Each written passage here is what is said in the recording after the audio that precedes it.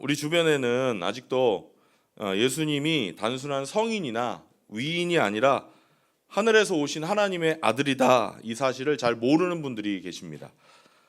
신앙을 안 가진 분들 중에는 모든 종교는 다 똑같은 거 아니냐, 결국에는 한 목표를 향해서 가는 거고 방향이 다른 것이지, 산을 올라가는 방향이 다를 뿐이지, 길이 다를 뿐이지, 그래서 어떤 종교를 믿든지 그건 개인 선택일 뿐 아니냐, 이렇게 말을 하고는 합니다. 이런 분들은 예수님의 유일성을 잘 모르기 때문에 이렇게 말을 하는 겁니다. 이분들에게 예수 믿으세요, 예수님 안 믿으면 지옥 갑니다, 이렇게 세게 얘기하면 절대로 안 된다라고 생각하는 분들도 사실 그 마음을 살펴보면 예수님이 단순한 성인이나 위인이 아니라 인간으로 오신 하나님이다 라는 예수님의 유일성을 확신하지 못하는 경우가 많이 있습니다. 모든 위인들과 성인들이 인류 역사에 공헌했고 또 그분들의 가르침을 따르는 게 우리 인간에게는 다 도움이 됩니다. 그렇지만 예수님은 그런 차원을 초월하시는 하나님의 아들이십니다. 우리는 예수님의 유일성을 분명히 알아야 됩니다. 그래서 성경은 처음부터 끝까지 예수님은 유일하신 하나님의 아들이다, 이 사실을 계속해서 강조합니다. 왜 성경이 예수님이 유일하신 분이라는 것을 그렇게 강조하는가? 다른 이유가 없습니다. 그게 사실이기 때문입니다. 다른 이유가 없어요. 예를 들어서 우리 교회에 비상시에 먹으려고 약을 모아둔 상자가 있습니다. 근데 아직 한글을 깨우치지 못한 주일 학생이 머리가 아프다고 그 상자를 자기 혼자 열어서 알약을 하나 꺼내 먹었다고 여러분 한번 생각해 보세요. 어른들이 머리 아프다고 하면서 거기서 약을 꺼내 먹는 거를 본 거예요. 근데 여러분이 보니까 그 약통에 이렇게 써 있어요. 변비약. 그러면 그 아이한테 이렇게 얘기하실 거예요. 야, 잘했다. 어차피 약은 다 똑같으니까 하나를 먹었으면 됐어. 잘했어. 이렇게 얘기하실 겁니까? 아니죠. 유아의 두통에는 유아용 두통 약을 먹어야 효과를 볼 수 있는 겁니다. 그 약을 먹어야만 유일하게 효과를 보는 거죠. 예수님은 정말 유일한 분이시기 때문에, 그게 사실이기 때문에 우리는 예수님의 유일성을 말하지 않을 수가 없는 겁니다. 예수님의 그 유일성을 깨닫느냐 깨닫지 못하느냐가 내가 장차 살게 될 영생을 지옥에서 보내느냐 아니면 천국에서 보내느냐, 이 중대한 결정을 가져오기 때문에 우리는 예수님의 유일성을 강조하지 않을 수가 없습니다. 우리의 삶이 이 세상에서 물질적인 축복을 받고요, 마음 편하게 살다 가는 거라면, 그러기 위해서 종교 생활을 하는 거라면 예수님의 유일성 같은 거는 사실 아무 상관없습니다. 그런 거 교회에서 얘기할 필요 없어요. 그런데 모든 인생은 죽음에서 끝나지가 않아요. 죽음으로 끝나는 게 아닙니다. 반드시 죽음 이후에는 천국과 지옥으로 갈라집니다. 그런데 나의 운명이 어디로 결정되는지를 결정해 주시는 분이 바로 인간으로 오신 하나님, 예수님 한 분이시기 때문에, 그래서 성경은 예수님의 유일성을 강조하지 않을 수가 없는 겁니다. 이 유일하신 예수님이 오늘 십자가에서 마지막으로 말씀하십니다. 다 이루었다. 숨을 거두시기 전에 마지막으로 하셨던 이 말씀에는 도대체 어떤 의미가 있는지, 오늘 이 말씀을 통해서 우리 짧은 30분의 이 시간을 통해서 함께 깨닫는 은혜가 있기를 간절히 바랍니다. 첫 번째로, 다 이루었다는 말씀은 예수님은 예언을 다 성취하셨다라는 말씀입니다. 예언의 성취를 의미합니다. 예수님이 세상에 오시는데 어떻게 오시고, 오셔서 어떻게 살고 어떻게 죽을 거다, 이거를요 성경을 보면 거의 한 1000년에 걸쳐서 약 40명의 사람들이 예언을 했습니다. 그 예언이 하나도 어그러지지 않고 예수님을 통해서 다 성취된 겁니다. 유명한 사람이 살다가 죽으면요, 세월이 지나면서 그 사람에 대한 에피소드가 입에서 입으로 전해집니다. 구전되는 거죠. 그러다 보면 좀 과장되고 그러다 보면 신화나 전설 같은 게 생기게 됩니다. 저는 김해 김가인데요. 제 조상은 어디서 태어났는지 아세요? 여러분 조상 중에서도 알에서 태어나신 분들 많을걸요? 이상한 에피소드가 생겨요. 입에서 입으로 구전되면 그런 전설들이 생기는 거예요. 그런데 예수님처럼 죽은 다음이 아니라 태어나기 전에, 그것도 수많은 사람들이 한 지역도 아니라 여러 지역에, 시대도 같지 않아요. 각기 다른 시대에 살면서 이분에 대해서 예언했고 그 예언이 그대로 성취됐다는 거, 이거 우리 인간의 상식으로 생각할 수가 없는 겁니다. 예수님이 하나님의 아들이라는 확실한 증거입니다. 예수님에 대한 예언을 보면요, 어떤 거는요 자기 스스로 성취할 수 있는 예언이 있습니다. 예를 들어서 예수님이 태어나시기 약 500년 전에 스가랴라는 사람이 살았는데, 이 사람이 예언하면서 장차 그리스도는 이렇게 오실 것이다 라고 말한 부분이 있습니다. 그게 스가랴서 9장 9절입니다. 우리 한번 읽어보겠습니다. 시작. 도성 시온아 크게 기뻐하여라. 도성 예루살렘아 환성을 올려라. 내 왕이 내게로 오신다. 그는 공의로우신 왕, 구원을 베푸시는 왕이시다. 그는 온순하셔서 나귀 곧 나귀 새끼인 어린 나귀를 타고 오신다. 나중에 오실 그리스도, 즉 메시아는 빨간색으로 뭐라고 되어 있었죠? 뭘 타고 오세요? 나귀를 타고 오신다고 되어 있습니다. 그 당시에는 나라에 전쟁이 있을 때는 말을 탔고요, 나라가 평화로울 때는 나귀를 탔습니다. 그러니까 나중에 오실 왕으로 오실 메시아는 평화의 왕으로 오실 거라는 예언을 스가랴가 한 겁니다. 실제로 예수님이 죽으시기 전에 예루살렘에 들어가실 때 제자들을 시켜서 나귀를 끌어오라고 말씀하십니다. 그리고 나귀를 타고 예수님이 들어가셨고 사람들로부터 환영을 받으셨습니다. 사람들에게 내가 바로 구약 500년 전 스가랴가 예언했던 그 왕이다라는 것을 직접 보여주신 겁니다. 그런데 여러분, 이런 예언은요 당사자가 스스로 성취할 수 있는 예언입니다. 그죠? 나귀를 자기가 직접 타면 되니까요. 그런데 예수님에 대한 예언 중에는 도저히 본인의 힘으로는 인위적으로는 성취될 수 없는 것들이 있습니다. 근데 이런 것들도 예수님을 통해서 다 성취가 됩니다. 특히 예수님의 죽음에 대한 예언, 예수님이 스스로 성취할 수가 없는데 다 그대로 이루어집니다. 오늘 본문만 봐도 그렇습니다. 예수님이 이미 십자가에 못 박히셨잖아요. 28절 한번 보실래요? 28절 읽겠습니다. 시작. 그 뒤에 예수께서는 모든 일이 이루어졌음을 아시고 성경 말씀을 이루시려고 목마르다 하고 말씀하셨다. 예수님이 지금 십자가에 달리고 몇 시간이 지난 겁니다. 오후 3시쯤 됐어요. 예수님이 중요한 말씀을 하고 싶으신데 입속이 다 말라서, 몸에서 수분이 다 빠져나가서 말을 하기가 어렵습니다. 그래서 겨우 한마디 하신 게 목마르다, 이 말씀을 예수님이 하신 겁니다. 그러니까 군인이 해면에다가, 면포에다가 포도주를 적셔서 십자가에 달린 예수님 입에다가 가져다 댑니다. 근데 이 사건이 구약 성경에 예언되어 있다는 걸 아십니까?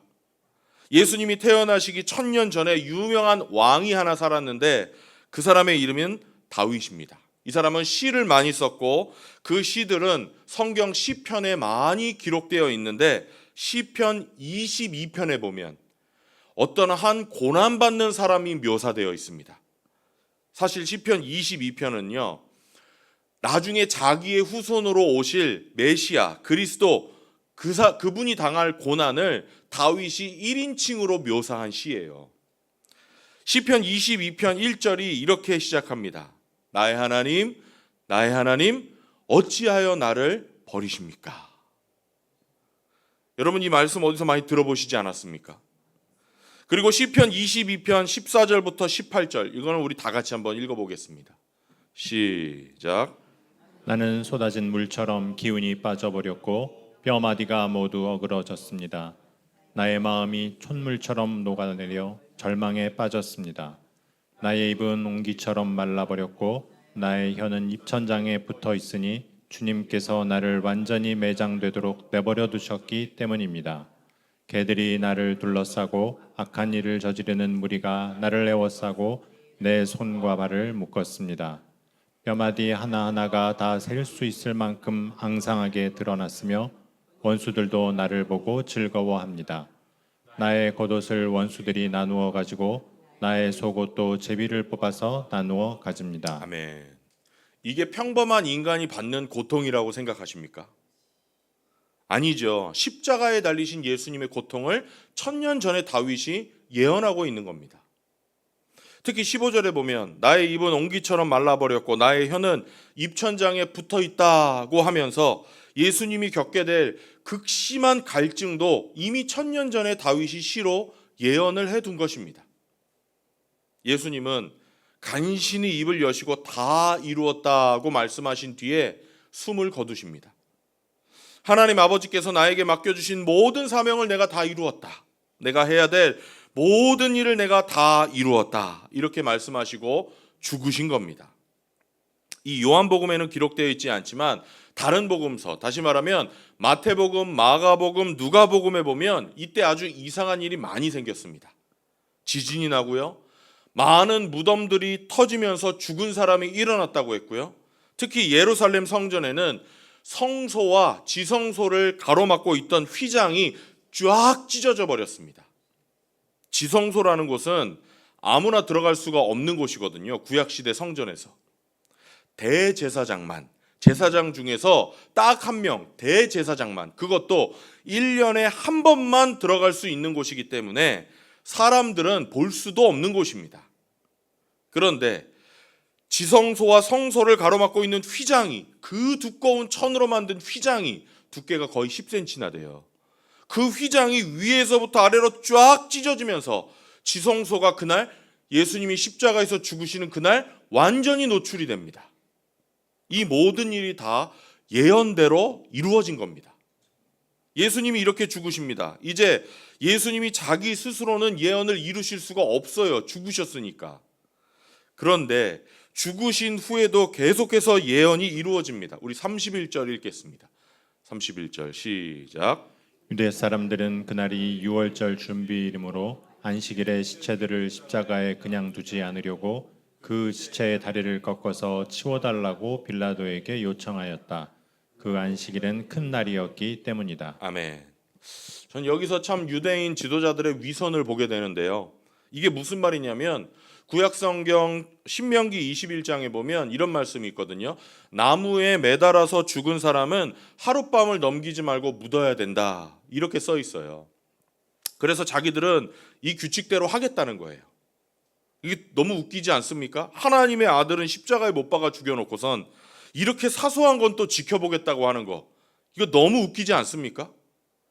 얼마나 위선적이에요. 근데 우리도 이런 게 참 많은 것 같아요. 우리도 주님이 우리에게 가장 중요한 게 있다고 말씀하셨는데, 그게 사랑이라고 하셨는데 제일 중요한 건 잊어버리고 교회를 위해서 이게 의로우니까, 성경에 이렇게 돼 있으니까 사랑을 깨는 말과 행동을 우리가 얼마나 많이 합니까? 그러면서 우리는 또 이렇게 얘기하죠. 잘했어. 스스로 생각하지 않습니까?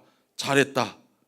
유대인 지도자들도 하나님의 아들이신 예수님을 십자가에 못 박아 죽이고서는 그 사소한 율법 하나 어길 수 없다고 하면서 예수님의 무릎을 꺾어달라고 합니다. 이건 또 무슨 말이냐면 예수님이 지금 십자가에 달려 있는데 무릎을 꺾어달라고 하잖아요. 빨리 죽여달라는 뜻입니다. 제가 이미 자세히 설명을 드렸는데 사람을 십자가에 못 박으면 그 사람의 모든 몸무게가 양 발과 양 손에 박힌 못에 다 실린다고 했습니다. 기억하십니까? 그래서 엄청난 고통을 당한다고 했어요. 그리고 손과 발에 힘을 준 채로 계속 있어야 되기 때문에 팔과 다리에 쥐가 오르기 시작합니다. 그래서 근육을 쥐어짜는 것 같은 아픔이 있어요. 근데 제일 힘든 게 뭐라고 제가 말씀드렸냐면 호흡을 제대로 할 수 없다는 겁니다. 이런 상태로 계속 있어야 되니까 숨을 들이마실 수는 있는데 내쉬기가 어렵다 그래요. 점점 폐에 이산화탄소가 차고 혈관 속에 이산화탄소가 농축이 되기 시작합니다. 그때 간신히 숨을 좀 쉬려면 팔로 버티던 것을 발로 버티면서 발에다가 힘을 줘야 되는데 그걸 못하게 하려고 뭘 꺾으라고 하는 거죠 지금? 무릎을 꺾어버리라고 하는 겁니다. 보통은 쇠망치를 가져다가 정강이를 으스러뜨렸다고 해요. 그러면 모든 몸무게가 양 손에 있는 못에만 실리면서 거기서 흐르는 피와 체액 때문에 더 빨리 죽게 된다고 합니다. 기록에 보면 무릎과 다리뿐만 아니라 빨리 죽으라고, 사실 어쩌면 이거는 그 십자가에 달린 죄수를 위한 걸지도 몰라요. 빨리 죽으라고 아무데나 뼈를 막 부쉈다고 되어 있습니다. 실제로 군인들이 와서 예수님 옆에 달린 강도의 무릎을 쳐서 꺾습니다. 근데 군인들이 보니까 예수님은 이미 죽었어요. 로마 군인들은 사형수를 놓치면 자기가 사형을 당해야 되거든요. 그래서 확실하게 하려고 무릎을 꺾을 필요는 없어 보였지만 이 예수님이 죽은 걸 확실하게 하려고 이 사람들이 뭘 했냐? 이미 죽은 예수님의 옆구리를 창으로 찌릅니다. 십자가는요, 땅보다 높은 곳에 매다는 죄수를 매다는 것이기 때문에 밑에서 위로 예수님을 찔렀겠죠. 완전히 죽은 걸 확인하고도 혹시 죽지 않았는데 죽은 척 할지도 모르니까 완벽하게 죽음을 확인하기 위해서 이 복부를 창으로 찔러버린 겁니다. 밑에서 찌르니까 옆구리를 찔리면서 물과 피가 아래로 다 쏟아졌다 그랬습니다. 35절, 36절 우리 한번 읽어보겠습니다. 시작. 이것은 목적자가 증언한 것이다. 그래서 그의 증언은 참되다. 그는 자기의 말이 진실하다는 것을 알고 있다. 그는 여러분들도 믿게 하려고 증언한 것이다. 이 일이 이렇게 된 것은 그의 뼈가 하나도 부러지지 않을 것이다 한 성경 말씀이 이루어지게 하려는 것이었다. 여러분, 이 빨간색으로 되어 있는 말씀이 중요합니다. 제가 지금까지 설명을 드렸는데 뼈가 꺾이지 않았다고 그랬습니다. 근데 이 우연인 것 같은 사건이 사실은 구약 성경에 예언되어 있는 약속의 성취라는 겁니다. 뼈가 하나도 부러지지 않았다라는 게 무슨 말이냐면 우리 대한민국 사람에게 광복절에 해당하는 명절이 유대인들에게는 유월절인데요. 그날은 어린 양을 잡아서 피를 바르고 그 다음에 먹습니다. 그런데 유월절에 잡는 어린 양은 규칙이 있는데 절대로 뼈를 부러뜨리지 못하게 되어 있습니다. 우리 예수님이 우리 죄를 위해서 이 세상에 오신 대속의 어린 양입니다. 하나님이 이걸 보여주시려고 그 섭리 가운데 뼈가 부러지지 않도록 십자가에 달린 예수님의 상황을 만들어주신 겁니다. 예수님은 우리 죄를 위해서 죽으신 어린 양이라는 사실을 확실하게 보여주신 겁니다. 시편 34편 19절 20절 읽겠습니다. 시작. 의로운 사람에게는 고난이 많지만 주님께서는 그 모든 고난에서 그를 건져 주신다. 뼈마디 하나하나 모두 지켜주시니 어느 것 하나도 부러지지 않는다. 예수님은 완전한 의인이시기 때문에 하나님이 섭리 가운데 역사하셔서 뼈가 부러지지 않게 하셨다는 겁니다. 구약의 예언의 성취. 그러면 창으로 찔린 거는 어떻게 된 거냐고요? 스가랴라는 사람이 스가랴서 12장 10절에서 장차 오실 메시아에 대해서 예언하는데요. 읽어볼까요? 시작. 그러나 내가 다윗 집안과 예루살렘에 사는 사람들에게 은혜를 구하는 영과 용서를 비는 영을 부어주겠다. 그러면 그들은 나 곧 그들이 찔려 죽인 그를 바라보고서 외아들을 잃고 울듯이 슬피 울며 맏아들을 잃고 슬퍼하듯이 슬퍼할 것이다. 다 예언되어 있는 겁니다. 군인들은 자기가 예언을 성취하고 있다는 거 전혀 몰랐을 겁니다. 그러나 예언에서 말씀한 대로 창에는 찔리되 뼈는 꺾이지 않는 섭리 가운데서 하나님은 예수님이 바로 구약에 예언되어 있는 메시아라는 사실을 증명하신 겁니다. 인간이 쓴 책이 어떻게 이렇게 정확하게 모든 걸 예언할 수 있겠습니까? 여러분, 그럴 수 있다고 생각하십니까? 예수님이 평범한 인간이라면 구약에 있는 이 모든 예언이 어떻게 이렇게 정확하게 성취될 수가 있겠습니까? 우리 예수님은요, 한 명의 위대한 위인이 아닙니다. 예수님은 성인이 아니에요. 예수님은 인간으로 오신 하나님이십니다. 이 사실을 분명히 믿으시는 우리 성도님들 되시기를 바랍니다. 예수님은 구약의 예언을 이루기 위해서 이 세상에 오셨고 마지막 십자가에서 숨을 거두시면서 그것을 다 이루었다라고 말씀하셨습니다. 날 때부터 죽을 때까지 처녀의 몸에서 태어나기로 약속되어 있는데 처녀의 몸에서 태어나셨고, 베들레헴에서 태어나기로 되어 있는데 베들레헴에서 태어나셨고, 죽으신 다음에도 예언의 모든 약속을 다 이루셨던 겁니다. 둘째로 예수님이 다 이루었다고 말씀하신 것은 더 깊은 의미가 있는데, 예언을 다 이루었을 뿐만 아니라 구속의 성취를 이루었다는 뜻입니다. 구속의 사역을 다 이루었다는 뜻입니다. 예수님이 십자가에서 죽으심으로써 저와 여러분이 받아야 될 천벌을 대신 받으셨다는 말입니다. 우리는 세상 살면서 얼마나 죄를 많이 짓습니까? 우리 말로 가까운 사람에게 비수를 날리지 않습니까? 한번 손 들어보세요. 이번 주에 나는 하나라도 날려봤다 하는 분. 왜 3분밖에 안 드세요? 날리시잖아요, 다. 얼마나 말로 우리가 남의 인격을, 그것도 가까운 사람의 인격을 진흙탕에 넣고 밟습니까?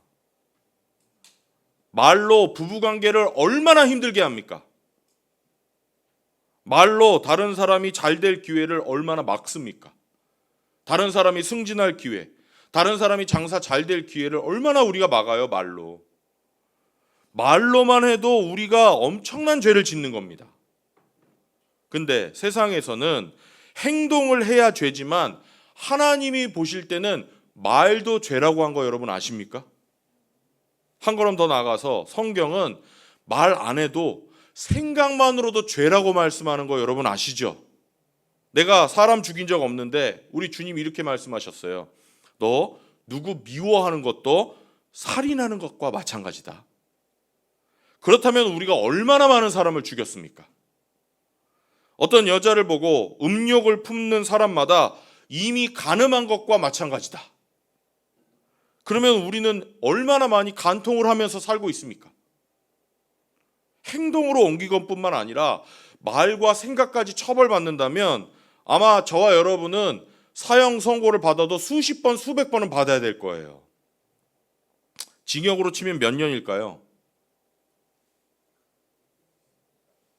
이게 우리나라는 누적이 안 되잖아요, 사법제도가. 근데 미국은 이거 누적시키잖아요. 가끔 뉴스에 보면 징역 막 350년 막 이런 거 나오잖아요. 우리 2000년인지 2만 년이 될지 모릅니다. 천벌을 받아야 되는데 우리가, 예수님이 우리가 받아야 될 천벌을 대신 받기 위해서 이 세상에 오셨고, 우리가 받을 그 천벌을 십자가에서 대신 받으셨고, 그리고 마지막 숨을 거두시기 전에 다 이루었다 라고 선언하시고 죽으신 겁니다. 원래 다 이루었다는 말은요, 상업 용어예요. 이 신약 성경을 기록한 그리스어로 테텔레스타이, 한 단어입니다. 테텔레스타이 하고 죽으신 거예요. 어떤 사람에게 내가 돈을 꿨는데 매달 조금씩 나눠 갚다가 맨 마지막 달 빚을 다 갚았을 때 돈을 빌려준 사람이 도장을 찍어주는데 그 도장에 테텔레스타이 하고 도장을 찍어주는 겁니다. 무슨 뜻이냐? 다 이루었다는 것은 다시 말하면 다 갚았다라는 뜻입니다. 예수님은 십자가에서 우리가 받을 죄값을 다 지불하시고 갚으셨다는 겁니다. 다 이루셨습니다. 그래서 우리는 이제 더 이상 죄의 형벌을 두려워하지 않고 자유롭게 살 수 있게 된 것입니다. 사실 하나님 모르는 사람도요, 예수님 안 믿는 사람도요, 죄값은 반드시 치러야 된다는 거 인간은 다 압니다. 맞습니다.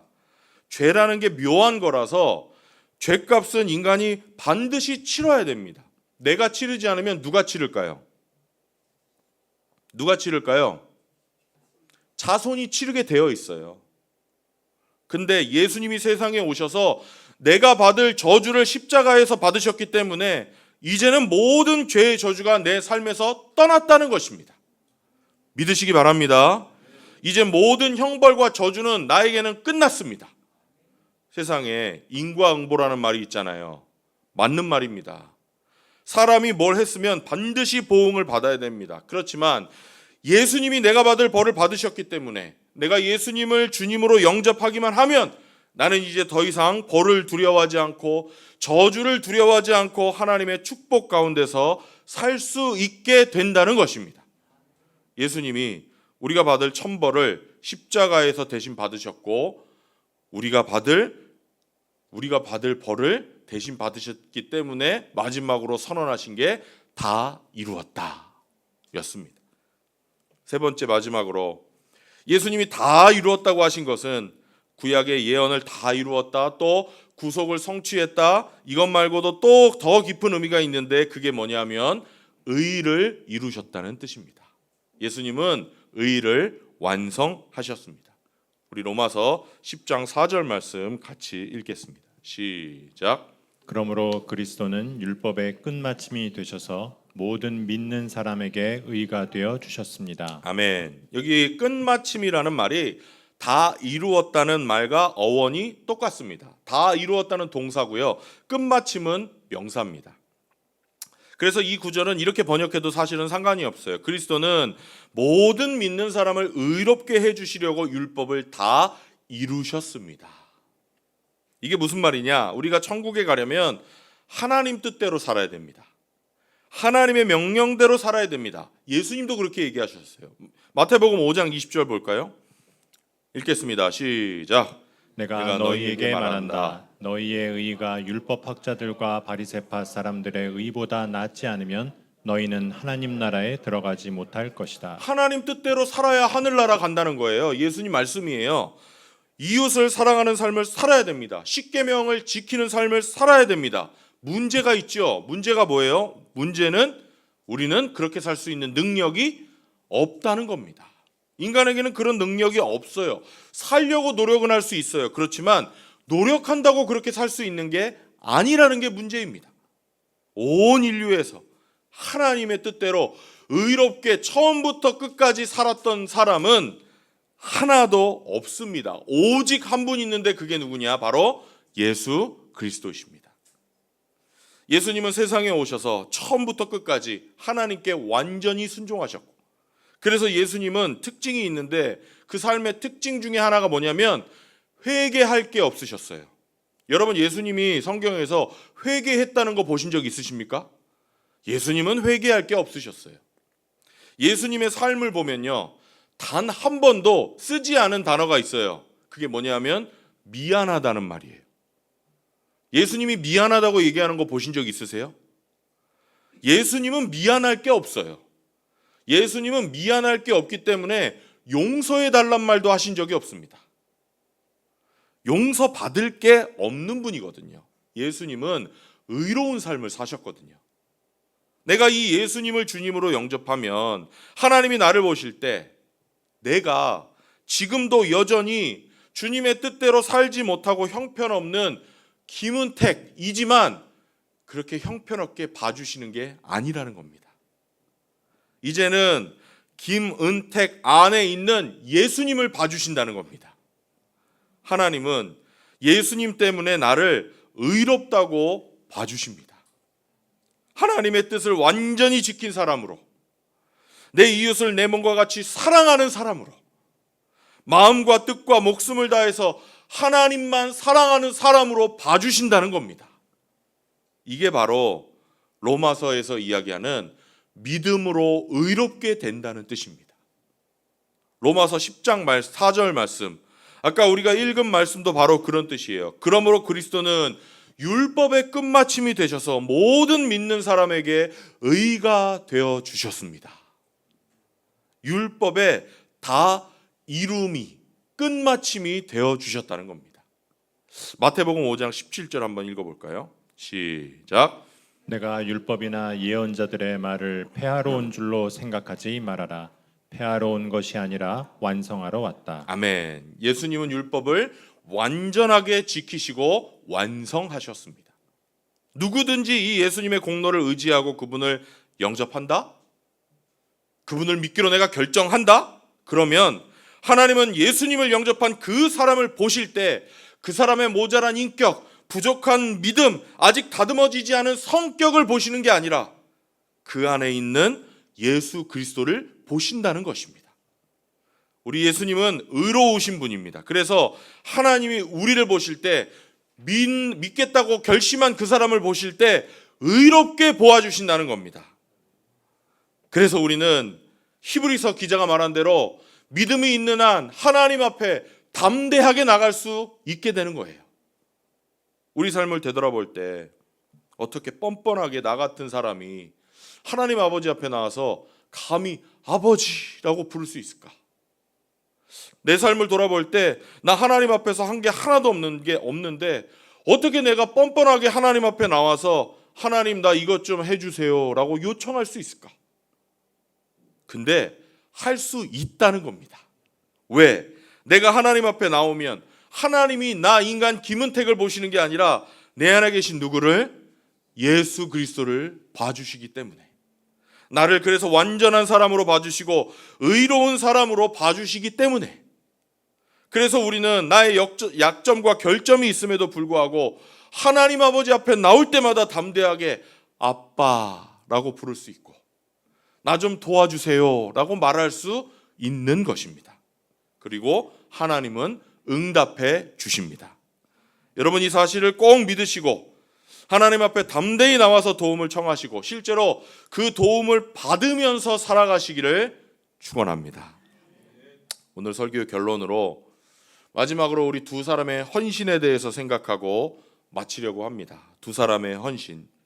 예수님은 본인 십자가에서 선언하신 대로 다 이루셨습니다. 이 말씀을 하시고 십자가에서 죽으신 다음에 두 사람이 등장을 하는데요. 아리마대 요셉이라는 사람과 니고데모라는 사람입니다. 이 두 사람 다 사회적인 지위가 높았던 사람이에요. 지금으로 치면 국회의원에 해당되는 사람입니다. 또 이 사람들은요, 이 사람들이 행동한 것을 볼 때 돈도 굉장히 많은 사람들이었습니다.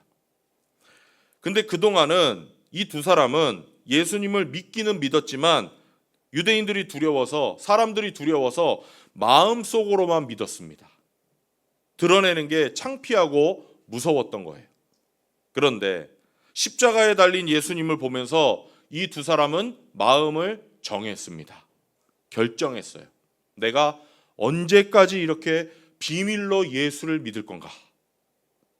그리고는 두 사람이 아마 약속을 한 것 같아요. 성경에 약속했다고 써 있진 않아요. 그런데 저는 약속했다고 생각해요. 왜냐하면 각자 맡은 일을 하거든요. 아리마대 요셉은 빌라도에게 찾아갑니다. 국회의원 중에 한 사람이었기 때문에 로마의 총독에게 당당하게 찾아갈 수 있었겠죠. 그래서 이렇게 말합니다. 예수의 시체를 나에게 내어달라. 내가 장례식을 치르고 싶다. 니고데모는 가서 장례식에 쓸 방부제와 몰약과 침향을 100근이나 샀다고 합니다. 100근은요 지금 무게로 따지면 30kg가 넘습니다. 장례식에 시체에 바를 방부제를 30kg를 넘게 산 겁니다. 어린아이 하나의 몸무게. 이 몰약이라는 게 예수님 태어나셨을 때 동방의 고귀한 박사들이 요만큼 가지고 왔잖아요. 그거 생각해 보면 니고데모가 얼마나 큰 돈 썼는지 짐작할 수가 있죠. 니고데모는 십자가에 달린 예수님을 보면서 어쩌면 마음속으로 부끄러움을 느꼈는지 모르겠습니다. 내가 더 이상 숨어서 예수를 믿을 수는 없다. 가진 거를 내가 더 이상 아낄 필요가 없다. 엄청난 돈을 들여서 몰약과 침향을 100근이나 사옵니다. 아리마대 요셉도 마찬가지입니다. 다른 복음서를 보면요, 예수님을 묻은 이 무덤은 사실은 자기 자신을 위해서 준비한 무덤이라고 되어 있습니다. 아리마대 요셉은 돈이 많았기 때문에 자기가 죽고 나서 묻힐 무덤까지 이미 준비해 둔 거예요. 그런데 죽으신 예수님을 보면서 그 무덤을 나 자신을 위해서 쓸 수 없다고 생각한 겁니다. 그래서 자기가 묻히려고 준비해 둔 무덤을 예수님을 위해서 쓰기로 결심합니다. 그리고 두 사람은 예수님의 시체를 가져다가 장사 지내고 무덤에 묻었습니다. 지금까지는 다른 사람에게 알려지는 게 두려워서 주변에 알리지 않고 예수님을 몰래 따랐지만 지금은 예수님이 나를 필요로 하신다는 것을 알고 내가 가진 재물을 아낌없이 바치고 나를 위해서 준비했던 무덤을 드렸고 결국에 예수님의 마지막 장사를 지내는 영광을 누렸습니다. 저는 이 부분을 읽으면서 나도 이래야 되지 않을까 생각해 봤습니다. 하나님이 축복해 주셔서 지금까지 살고 있고 감사하게도 모자란 인격, 모자란 인간인데도 목회를 하고 있고, 그런데 만약에 하나님이 정말 나를 꼭 필요하다고 하실 때 그때 거절하지 않게 해주십시오. 지금은 그렇게 순종하면서 살지 못하지만 하나님이 결정적으로 나에게 순종하라고 요구하실 때는 그때는 거절하지 않게 해주십시오. 이렇게 기도가 나오더라고요. 축복 가운데 이렇게 하루하루 사는데 정말 주님이 나를 필요하다고 하실 때 그때 물러서면 안 되잖아요. 저 정말 그러고 싶지 않거든요. 여러분은 어떠신지 모르겠어요. 지금 현재 신앙에 깊이 뛰어들지 못하고 주변에서 빙빙 돌고 있고 어쩌면 남에게는 공개하기 부끄러운 신앙생활을 하고 계신지 모르겠어요. 상관없습니다. 그렇다 하더라도 예수님이 결정적인 순간에 여러분이 필요하다고 하실 때 그때는 아리마대 요셉과 니고데모처럼 여러분 자신을 들여보는 인생이 되시기를 축원합니다. 지금 못하고 있어도 괜찮습니다. 하나님이 정말 네가 필요하다고 하실 때 그때 하면 됩니다. 나 지금 너의 지위가 필요하다. 나 너의 시간이 필요하다. 나 네가 가진 재물이 필요하다. 그때 우리도 아리마대 요셉과 니고데모처럼 네 하고 대답하는 영광을 누리기를 원합니다. 이 두 사람이 이후에 어떻게 됐을까요? 써있지가 않아요, 성경에. 추측하는 겁니다. 이 두 사람은 이후에 어떻게 됐을까요? 충분히 추측할 수가 있습니다. 제가 알려드릴까요? 사회에서 매장됐을 겁니다. 그렇게 예수를 미워했던 유대인 지도자들이 두 사람이 공개적으로 예수의 시체를 가져다가 장례식을 치렀다는 것을 알고도 두 사람을 그냥 둘 리가 있겠습니까? 국회의원 자리는 박탈당했겠죠. 가진 재물 다 뺏겼을 겁니다. 사회에서는 확실히 왕따를 당했겠죠. 완벽하게 소외되었을 겁니다. 그런데 두 사람은 그런 일이 있으리라는 것을 알았을 겁니다. 알고도 결심한 겁니다. 그러면서도 마지막에 주님이 나를 필요로 하실 때 모든 희생을 감수하면서 내가 예수님의 제자라는 사실을 결정적인 때 고백합니다. 하지만 이 사람들, 저는 이 생각을 마지막에 해봤어요. 이 땅에서는 다 잃어버렸을지 모르지만 주님 앞에 갔을 때 얼마나 큰 상을 받았을까? 요한복음을 처음부터 지금까지 제가 설교하면서 예수님이 이 땅에서 사셨던 33년을 제가 생각해 보면 눈물이 나요. 왜냐? 태어나면서 죽으실 때까지 외로우셨던 것 같아요. 너무너무 외롭게 사셨던 분. 태어날 때도요, 여관에 누울 곳이 없어서 마국간에 있는 마을 구유에서 태어나셨어요. 죽으실 때도 외롭게 죽으셨어요. 몇 명 안 되는 제자들도 다 뿔뿔이 흩어져 버렸습니다. 근데 바로 그때 비밀로 믿으면서 비겁하게 신앙생활했던 이 두 사람이 갑자기 나타난 거예요. 외로워하셨던 주님을 위해서 왕처럼 장례식을 치러드립니다. 우리 천국 가면 이 두 사람이 얼마나 영광스러운 자리에서 큰 상을 받았는지 반드시 보게 될 거라고 저는 믿습니다. 여러분, 주님을 위해서 우리가 희생할 수 있는 기회가 항상 주어지는 게 아닙니다. 언젠가는 내 미적지근한 이 믿음의 자리를 박차고 일어나야 될 때가 있는 겁니다. 부끄러운 상태지만 내가 예수님을 믿습니다, 믿겠습니다, 고백해야 될 때가 있습니다. 만약에 아리마대 요셉과 니고데모가 이 기회를 놓쳤으면 어떻게 됐을까요? 다른 사람이 했겠죠. 저는 다른 사람이 반드시 했을 거라고 생각합니다. 그러면 이 두 사람의 이름은 성경에 기록되지 않았을 거고 사람들은 그런 존재가 있었는지도 모를 겁니다. 그런데 이 두 사람은 하나님의 필요가 있었을 때 자기 자신을 노출합니다. 결단했습니다. 희생합니다. 자기가 예수의 제자라는 것을 고백합니다. 오늘 이 시간에 주님을 모르시는 분들은 과감하게 주님을 고백하는 시간이 되시기를 바랍니다. 항상 엉거주춤한 자세로 미지근하게 신앙생활 하시는 분들은 오늘 그 자리에서 벗어나셔서 예수님은 나의 주님입니다. 나의 삶을 온전히 주장해 주십시오. 이렇게 한번 맡겨보는 복된 하루가 되시기를 축원합니다. 다 같이 기도하겠습니다.